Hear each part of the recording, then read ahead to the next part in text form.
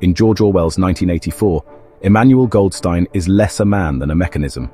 He is the party's necessary villain, projected on giant screens so the masses may scream, curse, and bind themselves tighter to authority. Goldstein's existence is immaterial. His function is indispensable. He embodies dissent so that fear and loyalty can be organized against him. Today in American politics, James Comey has been cast into a comparable role. Once a career prosecutor and FBI director, he became a lightning rod the moment he collided with Donald Trump. To some, he is a reluctant truth-teller. To others, the very face of treachery. His firing in 2017, the Inspector General's later rebuke over his memos, and now his 2025 indictment on disputed charges have cemented him not as a mere bureaucrat, but as symbol. Comey is no longer just a man. He is shorthand for a conspiracy, the deep state, that critics insist lurks in the heart of the Republic. This is not about James Comey's choices, wise or flawed. It is about how paranoia requires a face. Trump's base does not need to pass the details of Inspector General reports or congressional testimony. They need an emblem around which suspicion can be ritualized. Comey provides that emblem. Like Goldstein, he can be replayed on loop. Proof that the bureaucracy itself is conspiring against the elected leader. Proof that loyalty requires purging dissent. The danger of such myth-making is not merely reputational.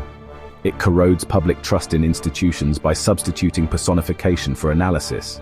If an FBI director can be painted as ringleader of a deep state, then every civil servant becomes suspect. Every investigation becomes plot. In Orwell's Oceania, the mechanism was absolute. Goldstein's name erased the need for evidence. In our own polity, the mechanism is subtler but no less corrosive. It shifts debate from law and policy to ritual denunciation of enemies. The irony is that, by naming an enemy, power often summons the very resistance it claims to suppress.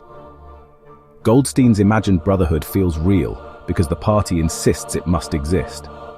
Comey, condemned as conspirator, becomes a symbol of independence. What was meant to discredit oversight ends up dramatizing its necessity.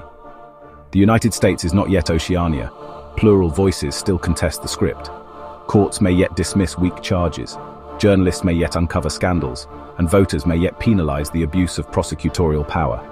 But the mechanism Orwell identified, the perpetual enemy who unites the faithful through fear, is undeniably at work. That is why the deep state paranoia deserves critique. It is not simply about one man's reputation. It is about a political method that converts dissent into treason and oversight into conspiracy.